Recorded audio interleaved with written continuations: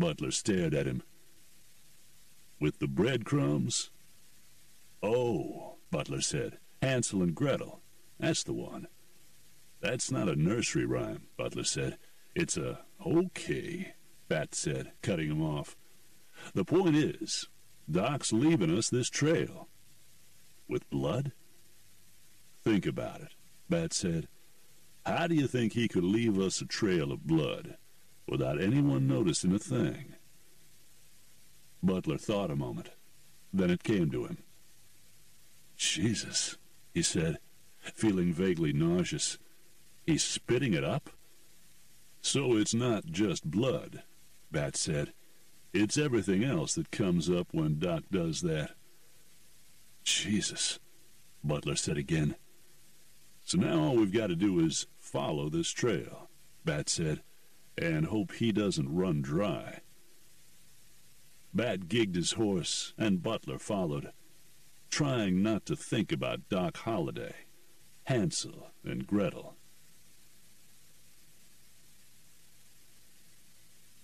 What now? Doc asked when they stopped.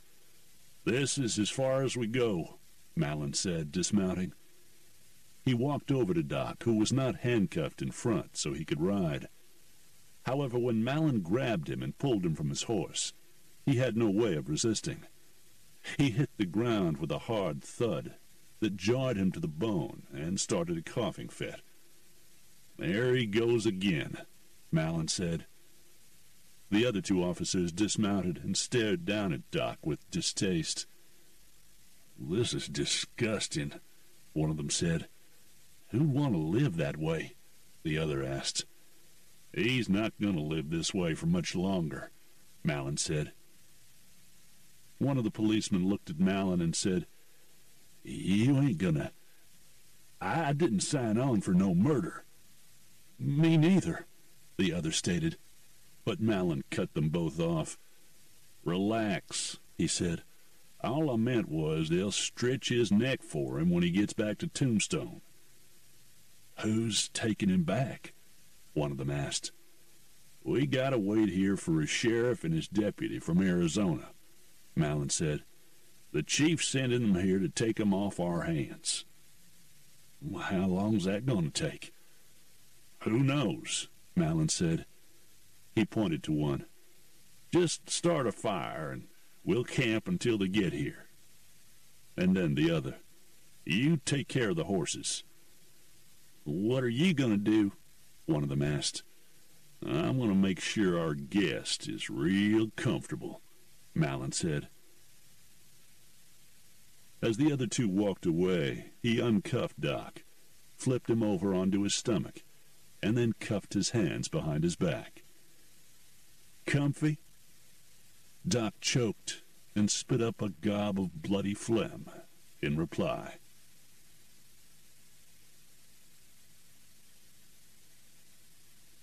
Chapter 57. No more blood, Butler said. You noticed, Bat said. Good. Maybe that means you're learning. It's not a skill I think I'll need in the future, Butler observed. Maybe, maybe not. The point is, Butler said, there's no more blood. How do we know we're still going in the right direction? See, you do want to learn. I want to know if Doc only meant to point us in the right direction, Bat said. If he kept it up, he probably would have run dry, or run the risk of having someone figure out what he was doing. Leaving us a blood trail? Butler asked. I doubt anyone would have figured that one out. I'm still having a hard time believing it myself. Still got that derringer in your boot? Bat asked. Yes, why? I'm just wondering how things would have been different if you had already passed it to him. Well, for one thing, Butler said, somebody would probably be dead. I'll bet you're right about that. Or maybe Doc would have used it to get away. And he'd be on the run now, Bat said. Wouldn't he be better off? No, Bat said, because we're going to get him back and use my warrant to get him out of Denver. You sound so sure. I am, Bat said. I'm not going to let some idiotic Denver lawman get away with this. And what if we run into the Arizona lawmen at the same time we run into the idiotic Denver lawmen? I guess we'll have to deal with them when the time comes, Bat said. If it comes, Butler said hopefully. Right, if it comes. Come on, we're not too far behind them, and they'll be camping soon. Why camp? There's still plenty of daylight. I'll explain my thinking while we ride, Bat said. Bat thought that some local lawmen were probably transporting Doc out here to pass him off to the Arizona lawmen. They're not going to want to get too far from home, he finished. They'll want the others to catch up to them as soon as possible. But we're going to catch up to them. Right, Bat said. And hopefully, first. Malin stared across the fire at the other two policemen who were with him. One he knew was named Benson. He didn't know the other one's name. It was true if they hadn't been with him, he probably would have found a way to kill Doc Holliday. As Holliday himself said, he probably would have put a bullet in the man's back and claimed he was trying to escape. However, with Benson and the other man along, he wouldn't be able to do that. Can I get some of that coffee? Doc asked. Benson looked over at Malin. Sure, he said. Why not? Benson poured a cup and brought it over to Doc. He removed the cuffs, allowing Doc to bring his hands around to the front, then cuffed him again that way. Doc picked up the hot cup and held it in both hands. Thanks, he said to Malin. Hey, Malin said, I can be a big man. You're going to be dead soon anyway. One way or another, Doc agreed. But then we're all going to die sometime, right? That's true, Malin said. But not at the end of a rope like you, Doc. Doc looked up at the sky. Still a couple of hours of daylight to go.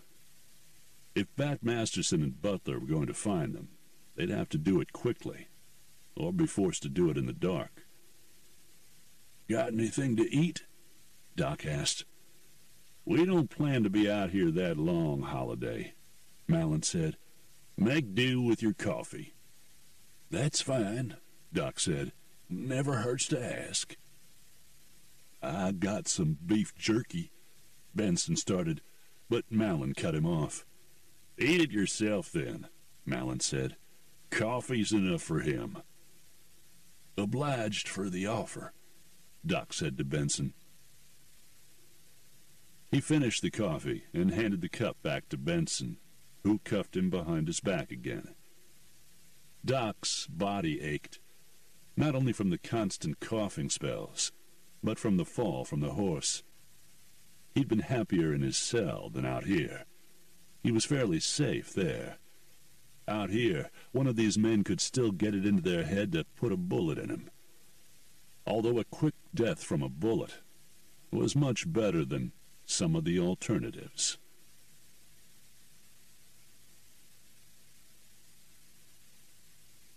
Chapter 58. Next time it was Butler who raised his hand to halt their progress. They had only ridden about another hour when he smelled it. What is it? Bat asked. Coffee. Bat sat still in his saddle and waited for it to come to him. I've got it, he said. You got a good nose. Smells like it's coming from dead ahead. Let's go, but slowly. Bat, I've got a question. Go ahead. Why would you come all this way, ride a horse into the ground, risk your life and your badge, for a man you don't even like? I thought we talked about this once before, he said. Wyatt Earp sees something worthwhile in Doc Holliday. Something even his own brothers never saw. That's good enough for me. Fact of the matter is, you see something in old Doc too, don't you? I don't know that I see something in him, Butler said. I mean, not anything good or noble or anything like that. I just know I like him. Well, Bat said, I guess that ought to be good enough for me too. Why would you care what I think? Well, Bat said, you stood with my brother in Dodge, and with me in Trinidad. I reckon if I can trust you with my life and my brother's life, I can trust your instincts about a man, too. I appreciate that, Bat. Hold up, Bat said, reining in his horse. I smell it strong now. So do I. Let's leave the horses here and go the rest of the way on foot. They dismounted, took their rifles from their saddles. Bat took the lead, Butler following closely, trying to be as quiet as he could. He was nowhere near as comfortable out here as he was at a poker table. Evidence of that fact was that he tripped twice, and once set a rock skittering along. You want to make a little more noise? Bat asked at that point. Sorry. Look, Bat said, taking a moment for another lesson. Just lift your feet, okay? Gotcha.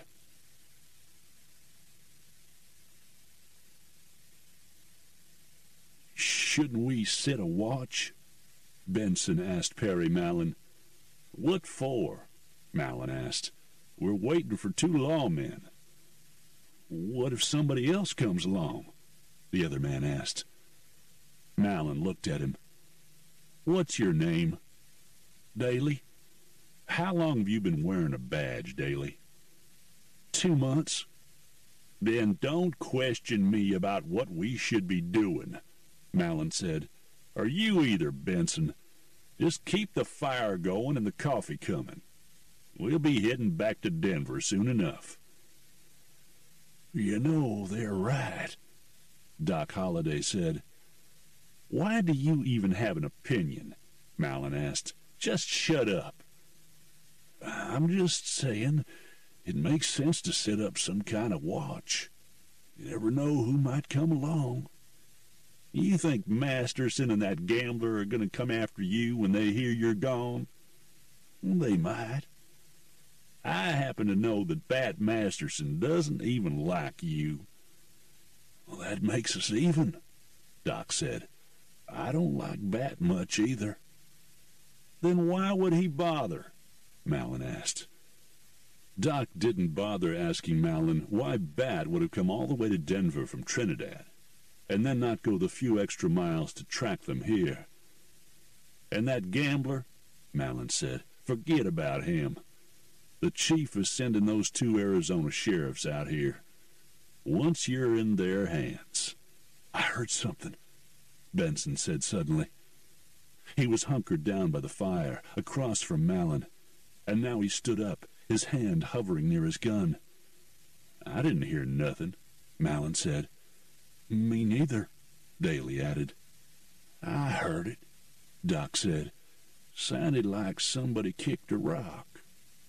Yeah, you'd like me to think somebody's out there, Mallon said. It would mean somebody gave a shit about you.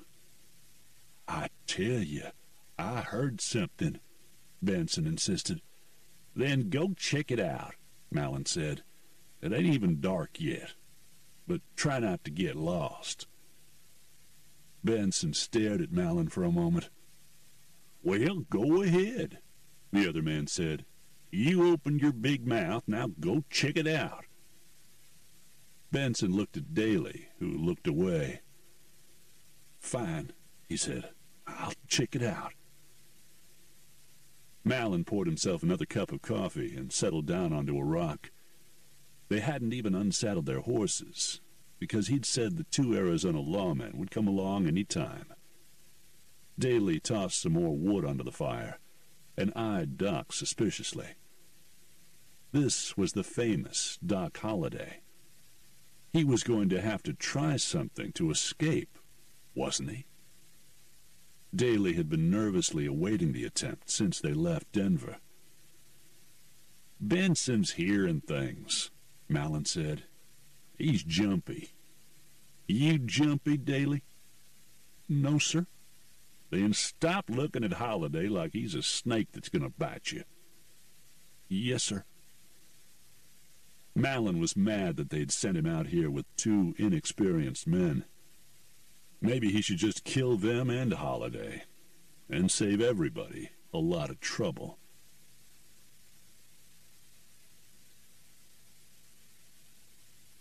Chapter 59. Butler pressed his gun against the side of Benson's neck and said, "Not a sound." Benson froze.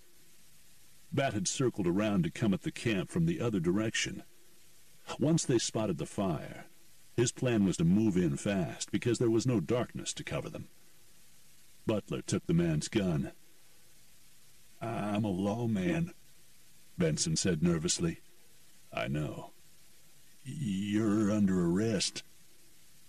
Butler pressed the barrel of his gun harder against the man's neck and said, "Not today, I'm afraid." "I'm not alone." "Stop talking," Butler said. "I know who you are, and I know who you're with."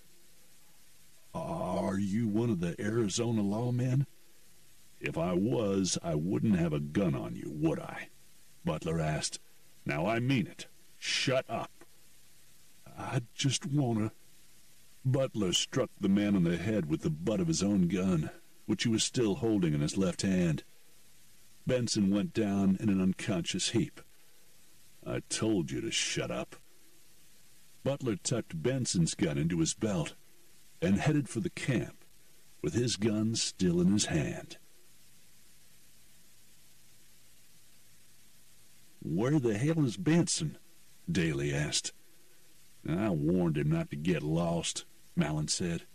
"It'll be dark soon." "You said those other lawmen would be here before dark." Mallon made an annoyed face. "They probably got lost, too." There was a noise, like a boot scraping, and both men got to their feet. "Now I heard that," Daly said, drawing his gun. "So did I." "So did I," Doc said. "I wonder if it was..." "Shut up," Mallon said, pointing his gun at Doc. He looked around. The ground around them was far from flat, with trees and shrubbery and boulders. Plenty of places for someone to take cover. "Who's out there?" Mallon shouted. No answer. "Answer me! Who's out there? Benson?" Mallon couldn't quite figure out where to point his gun, so in the end, he pointed it at Doc. Bat Masterson, from his vantage point behind a boulder, thought he recognized one of the lawmen in the camp. It took a moment, but then the name came to him. Mallon. "Drop the gun, Mallon," he shouted.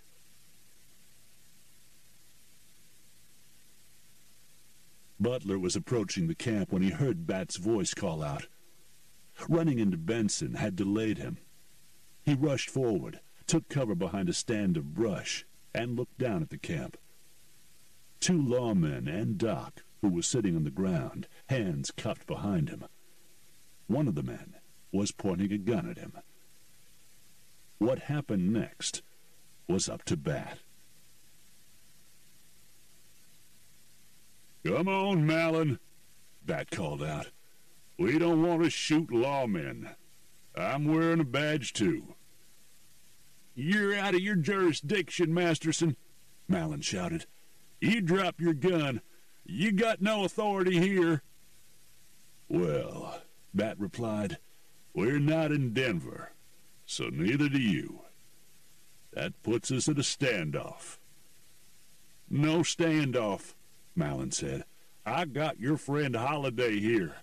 I'll put a bullet in his head if you don't drop your guns and come out with your hands up." "Go ahead," Bat said. "Put him out of his misery.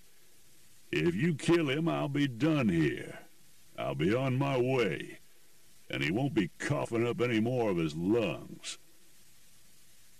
Malin cocked the hammer back on his gun. Butler believed Bat.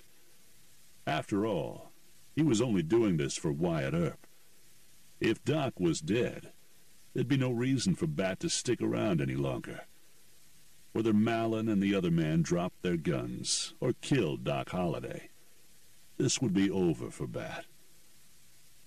He pointed his gun at the other man, assuming Bat would take Malin, and waited.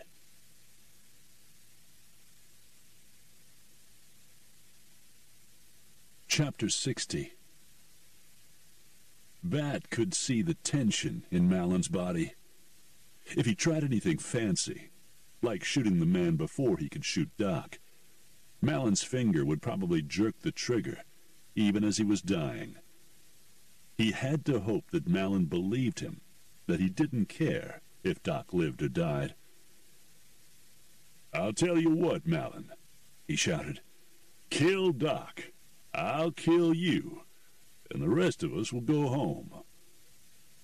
That sounded good to Daly, who lowered his gun until it was pointing to the ground.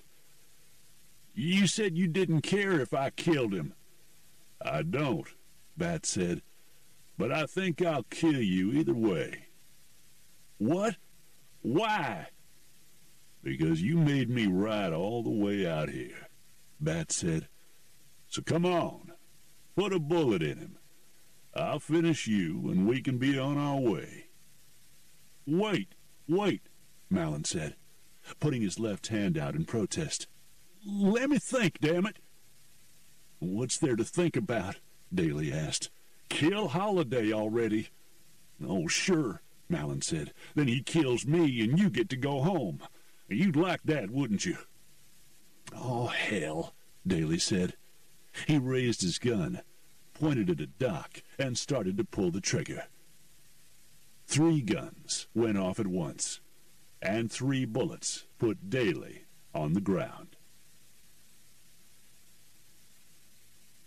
Malin gave his gun to Bat, then took the cuffs off Doc Holliday. "Did you bring anything to eat?" he asked Bat and Butler.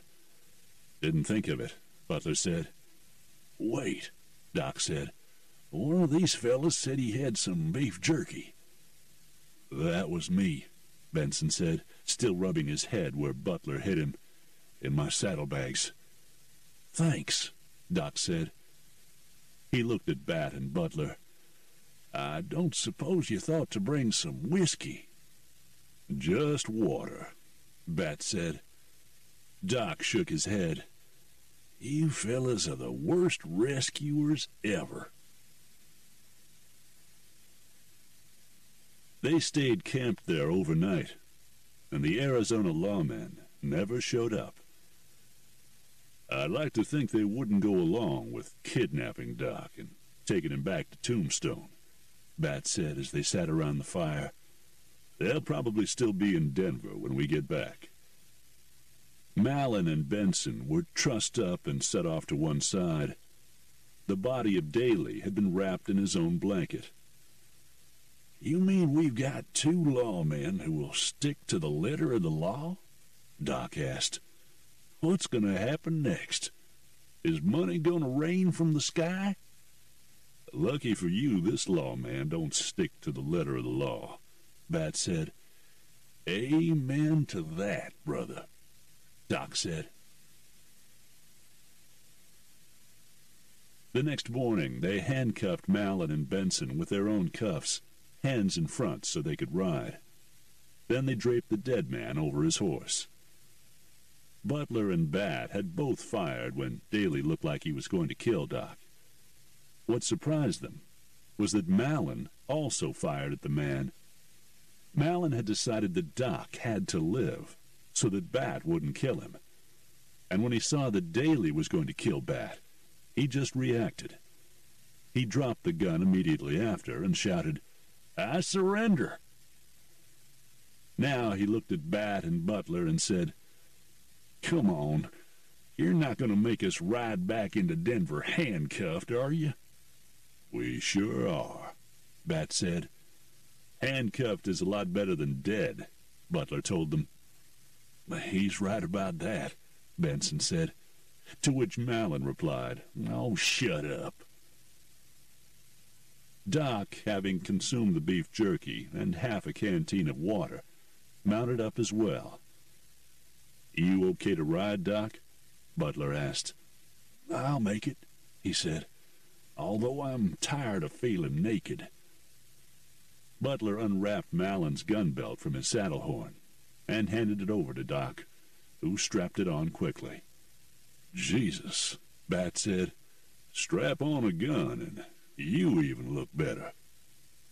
Doc looked at Bat and Butler. Shall we go, gentlemen? Chapter 61. District Attorney Daniel Trevor and Chief Arthur Coolidge were not happy with Deputy Sheriff Linton and Sheriff Paul of Arizona. The two lawmen refused to meet with Perry Mallon and the other officers to accept custody of Doc Holliday. That's something that's supposed to happen here, Sheriff Paul said, in your police station, not out on the trail somewhere. You can't just drag a man out of his cell in the middle of the night, Deputy Linton said. We got paperwork. Well, Chief Coolidge said, we were just trying to streamline the process. Chief, the sheriff said, you let us know when you have Doc Holliday back in a cell where he belongs. Then we'll come with our warrant. But Bat Masterson has a warrant as well, Coolidge said. Well, we'll just have to see which warrant takes precedence, Sheriff Paul said. We'll be seeing you, Chief. When the chief had given the word to Trevor, he exploded. You what? You kidnapped Holliday from his cell in the middle of the night? You told me to... I did not tell you to commit a crime, Chief, Trevor had said imperiously. This office would never condone such a thing. Coolidge narrowed his eyes. This office, he thought, was not above throwing him to the wolves, was it? I'm not taking the fall for this, Trevor, Coolidge said. I know people. Chief, Trevor said, lowering his voice. He knew the chief had contacts, and even though he thought his were better, there was no point in getting into a war. Neither one of us has to take the fall for this. Who actually took Holliday from his cell? Officer Mallon. Isn't he the man who first identified Holliday and arrested him? That's right. Trevor thought a moment, then said, I think we have a way out here.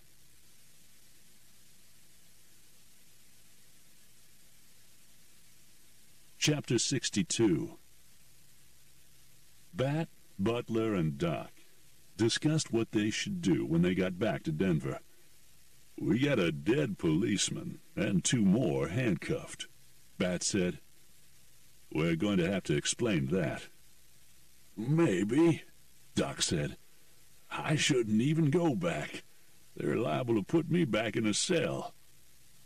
Bat looked at Doc. I came all this way to get you out legally. With a phony warrant? Doc pointed out. Okay, so it had to look legal, Bat said. But if you run now, they'll hound you. He's right, Doc, Butler said. It's got to look legal. They were camped right outside of Denver, would be riding in the next day. The two policemen, Mallon and Benson, were off to one side, having been fed and told to turn in. They were still cuffed from behind and slept fitfully, but at least they were asleep. No one wanted their input. I don't want to go back into a cell, Doc said. I may never come out. Butler looked at Bat. You and I still have rooms at the hotel, he said. We can put Doc in one." "And what do we do about those two?" Bat asked, indicating the sleeping men. "They'll talk."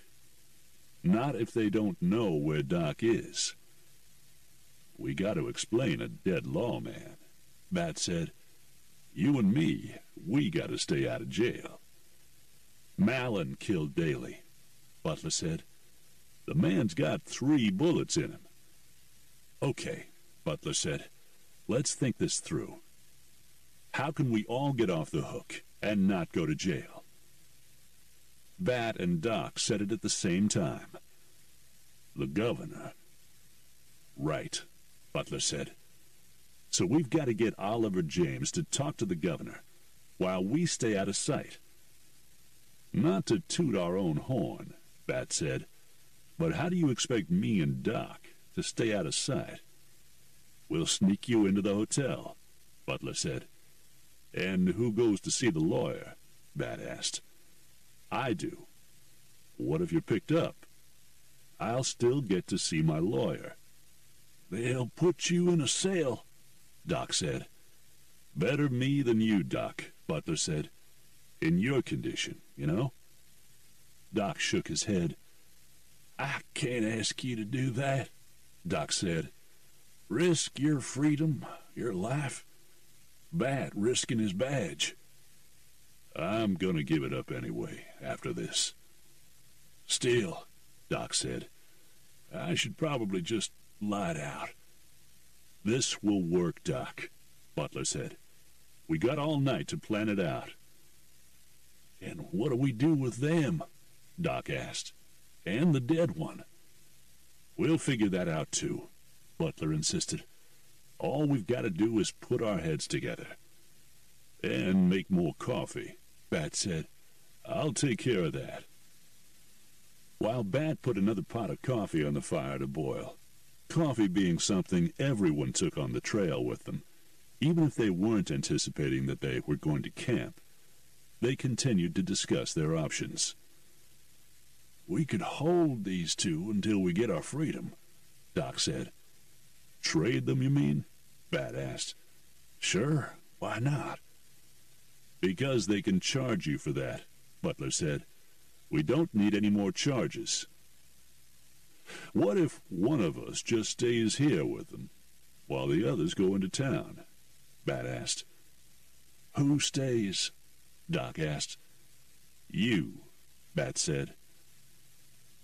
Butler didn't like that idea. There was no guarantee Doc would still be there when they came back. "I think we have to put this in the lawyer's lap," he said. "That lawyer?" Bat asked. "He's got a reputation in Denver," Butler said, then added, "At least he did." "You think he can figure a way out?" Doc asked. "A way I don't have to go back to jail?" "I think he's our only way out," Butler said. "He's the one that's going to have to go to the governor." Bat looked at Doc, who shrugged. "He did all right by me over the past few days." "All right, then," Bat said. "We leave it to the lawyer. But I'll talk to him, and you fellas stay in the hotel." "What about these 3?" Doc asked. "We can't have them running their mouths, especially Malin, until we get things settled." Butler looked over at the forms of the 2 sleeping men and the 1 dead one. "How about I go in first, then?"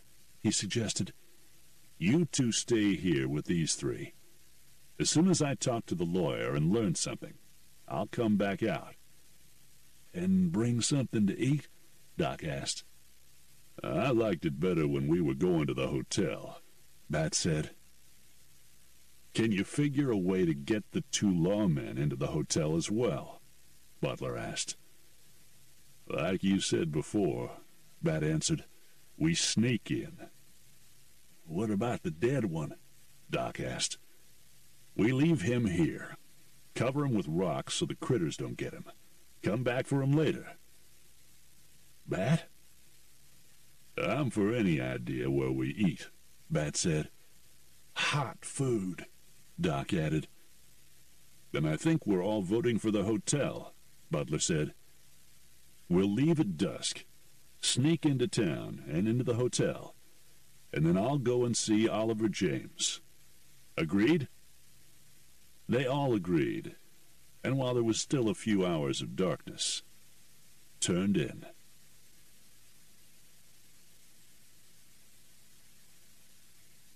Chapter 63. Early the next morning, they all rode into Denver. But rather than go in all together, Butler went in ahead to get a head start with the lawyer, Oliver James. "I'm registered at the hotel," Bat said. "I'll just walk in and let Doc and the other two in the back way. We'll take them to my room." "Here's the key to my room," Butler said, tossing it to Doc. "What about you?" "I'll just tell them I lost my key. They'll give me another one." How they used the two rooms was up to them. Butler mounted up, said he'd see them later, and headed for Denver. Butler rode directly to the office of Oliver James. He left his horse outside in front of the building and went in, hoping the lawyer was there. He was. "Jesus," James said when Butler entered. "Where the hell have you been? Where's Masterson and Holliday?" "They're in a safe place." "You got him back?"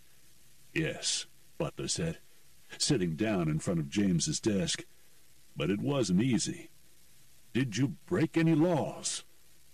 Yeah, possibly a few," Butler said. "But one great big one." By the time Butler finished his story, Oliver James had both hands over his face. "Is that it?" "That's all of it." "One dead policeman?" "Yes." "And where are the other two?" "Safe." James dropped his hands. "What do you expect me to do with this information, Butler?" he asked.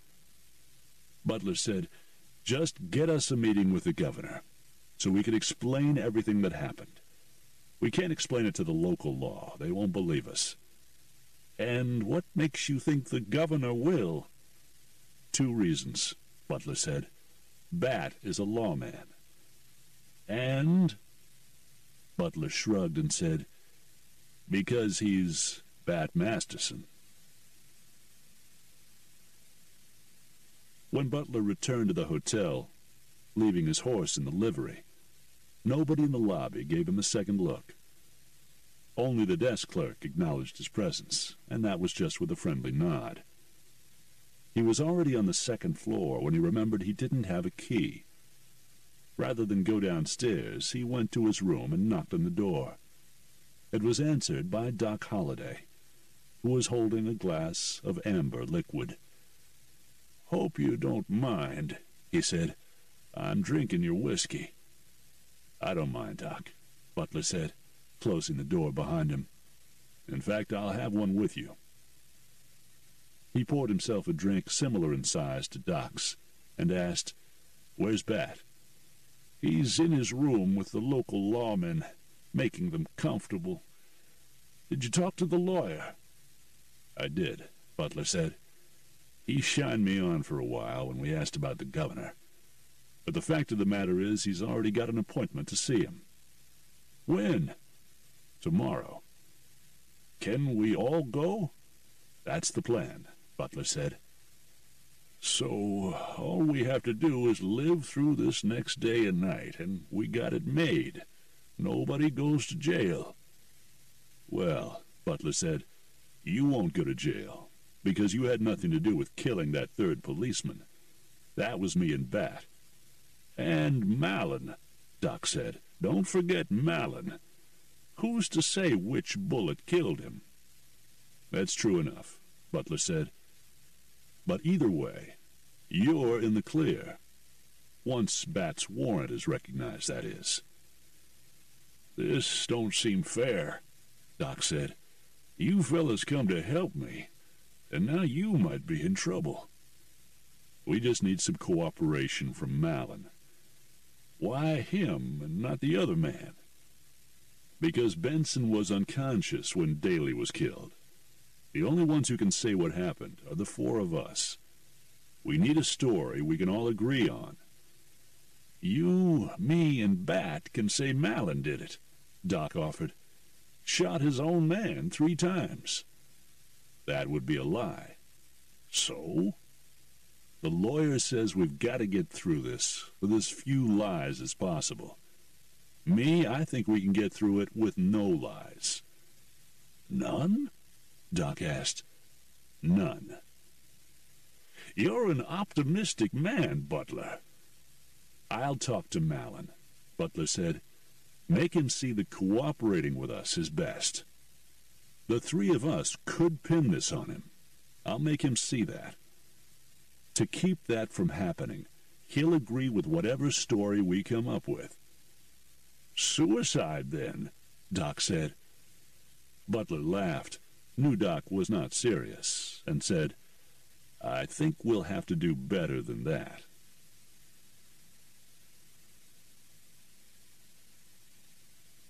Chapter 64. Butler left Doc in the room to go and talk to Malin and Bat. But before he left, he said, Hey, I forgot. I got this for you. He pulled the Derringer from his boot. Doc had removed the gun belt he'd gotten from one of the policemen. He said it wasn't comfortable. Thanks, Doc said, accepting it. I was going to slip it to you in your cell, but that's okay, Doc said. He stuck it in his vest pocket where it fit nicely. I used to have one just like it. It'll keep me from feeling naked until I can get my own gun back. Doc was pouring himself another drink as Butler left the room to walk down the hall. When he knocked on the door, Bat answered. How'd it go? We've got an appointment with the governor tomorrow morning. Already? That lawyer works fast. Come on in. As Butler entered, he saw that Bat, like Jennifer, had gotten himself a 2-room suite. They in the other room? Trussed up nice and tight, gagged, lying next to each other on the bed. Butler told Bat how Oliver James had already been working on seeing the governor, so they'd lucked out.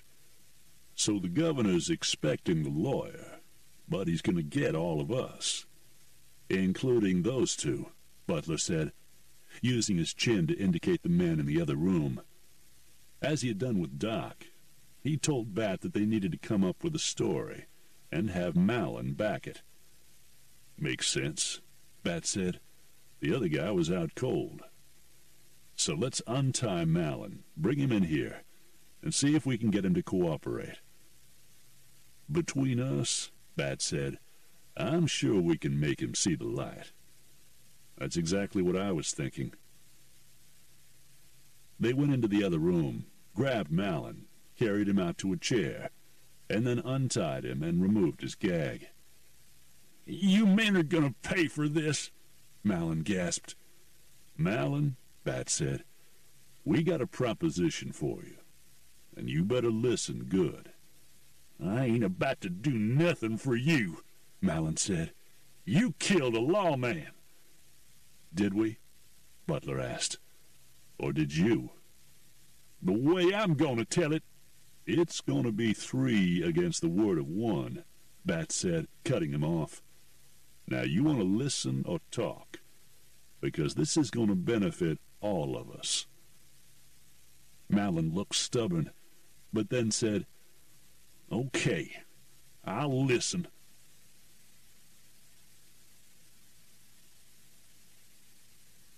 Chapter 65.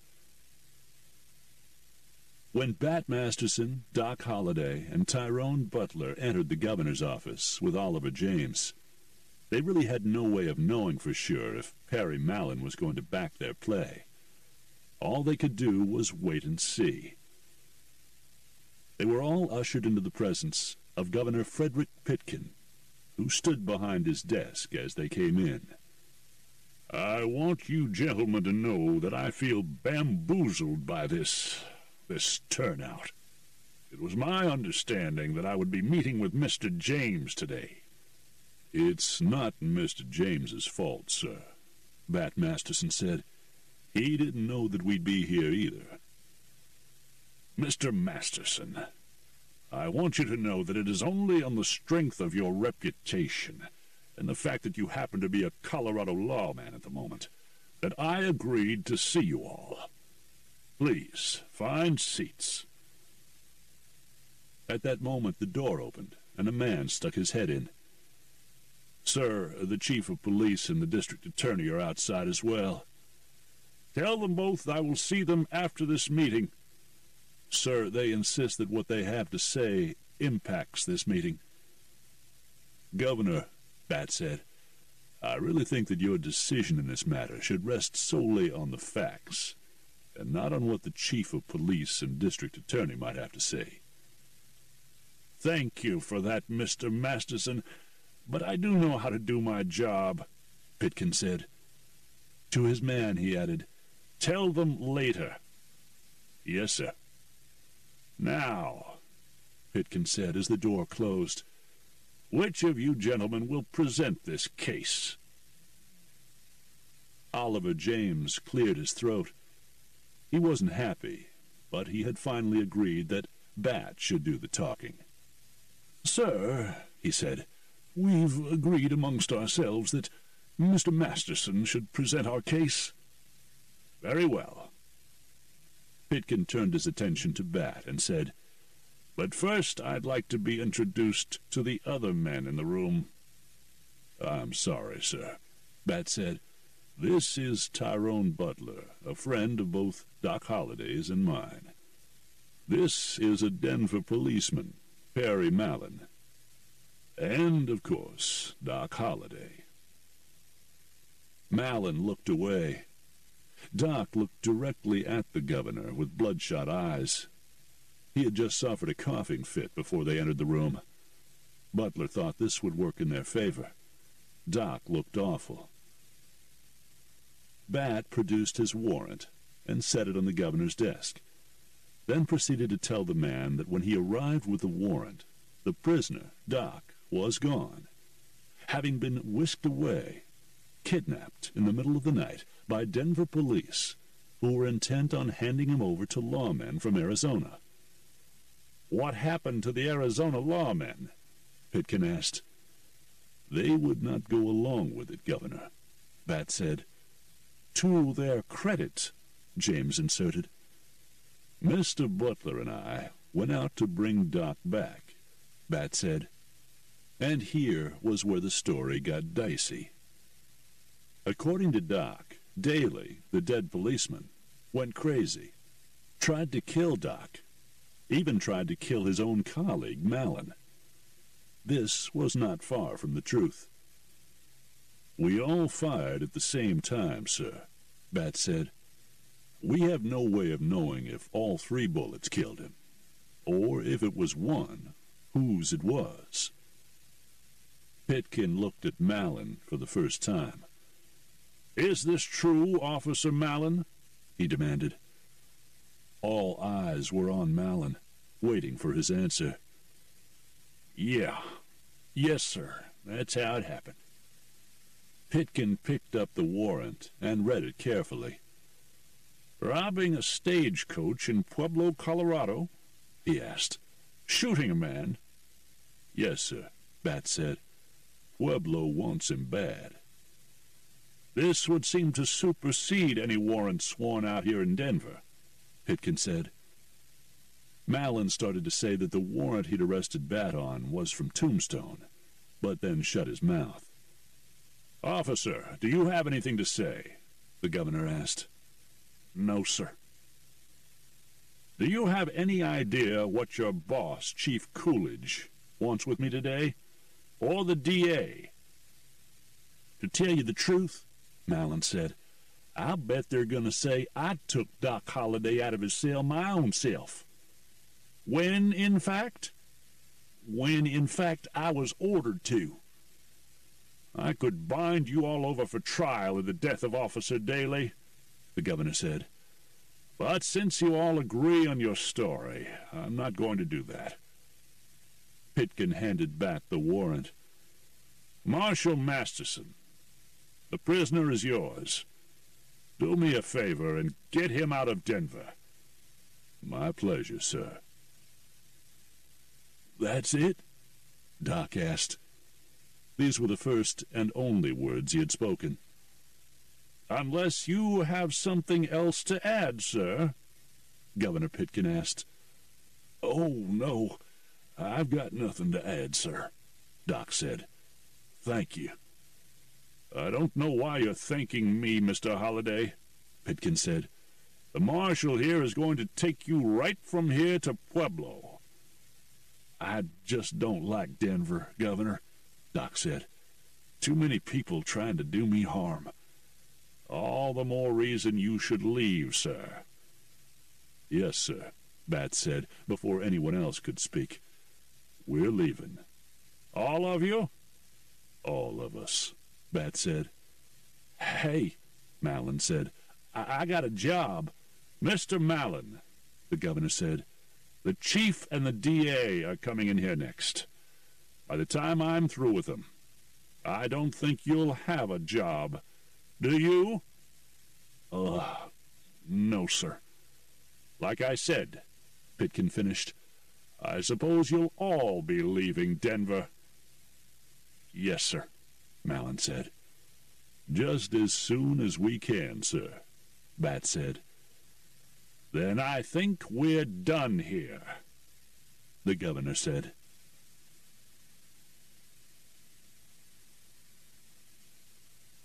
Chapter 66. Bat, Doc, and Butler all decided to leave town at the same time. They had no idea what Perry Mallon had done. The last time they'd seen him was in front of the governor's mansion. He'd thrown them all a disgusted look and stalked off. Through Oliver James, they learned that both the chief of police and the district attorney had been replaced, quietly. Won't even make the newspapers, James said. But these were once powerful men who were now out of a job, and they'd blame other people for that. If Bat, Doc, and or Butler stayed in Denver any longer, they'd be looking for trouble. None of them were afraid of it, but they would all rather avoid it.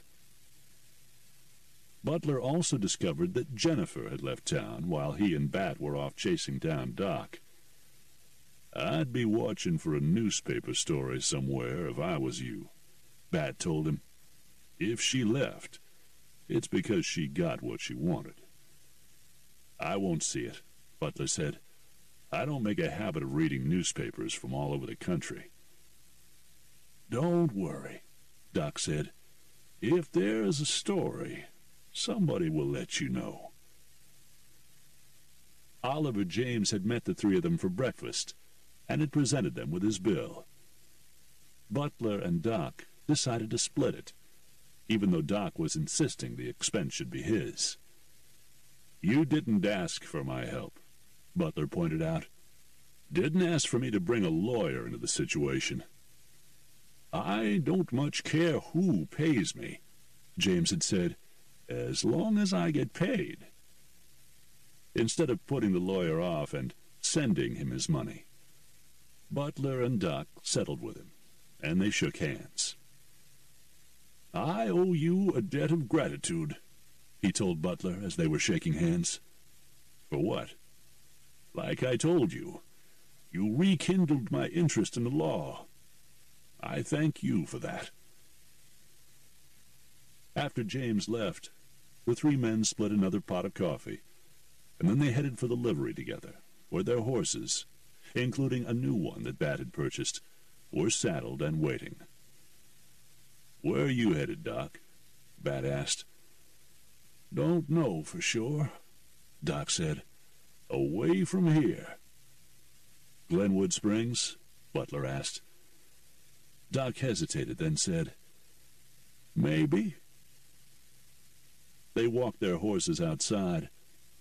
Doc shook hands with both men, mounted his animal, and left. Before riding off, though, he said something to Butler that was similar to what Oliver James had said. "I owe you, and I don't forget." "Good enough for me, Doc," Butler said. "Thanks, Bat," Doc added. "Sure, Doc." He turned to leave, then turned back to Bat. "How'd you come up with that Pueblo warrant?" "They had a highwayman operating around there for a while. Never caught him," Bat shrugged. "So now I'm a highwayman," Doc said. "Not unless somebody wants to execute that warrant," Bat told him. "And that ain't gonna happen." They watched him ride off. "Wonder how much time he's got left," Bat said aloud. "Don't know," Butler said. "Guess that depends on whether or not he goes to Glenwood Springs." Bat looked at Butler and asked, "And you? Where are you headed?" "California, I guess." "San Francisco?" "Most likely." "Maybe I'll see you there," Bat said. "I got to go back to Trinidad to settle up and turn in my badge. After that, who knows?" They rode out of Denver together until a certain point where Bat would continue south and Butler would head west. Bat put his hand out, and Butler shook it. "Until next time," the legend said. "I look forward to it, Bat," the gambler said.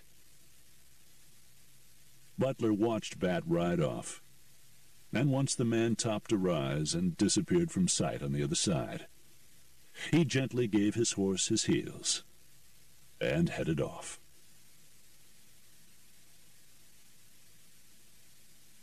The end. You've been listening to The Gamblers, Denver Draw by Robert J. Randisi, narrated by Jack Garrett.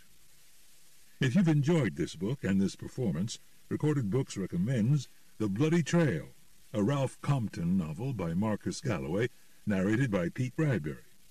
Dreaming of a new life in a new land, Jeremiah Corey organizes an expedition to make the long journey west to Oregon. But his plans are waylaid when Sam Madigan and a group of bounty hunters take the unassuming Emmett Natham captive. Seems Emmett is a fugitive who had hoped to escape his past. But his luck's run out, and so is Corey's, because Madigan aims to hold all the travelers for ransom. Trying to find a way to stop Madigan and his murderous crew, Corey discovers that his greatest ally may be mysterious and dangerous Emmett, whose skills could save the captives or lead to their deaths. You'll find a wide selection of titles in the Recorded Books catalog, including bestsellers, mysteries, classics, histories, and more. Call us toll-free or log on to www.recordedbooks.com to learn about our latest releases and special offers, order another recorded book, or to enjoy author interviews and narrator profiles. Don't forget to ask about easy 30-day rentals by mail. And thank you for being a Recorded Books reader.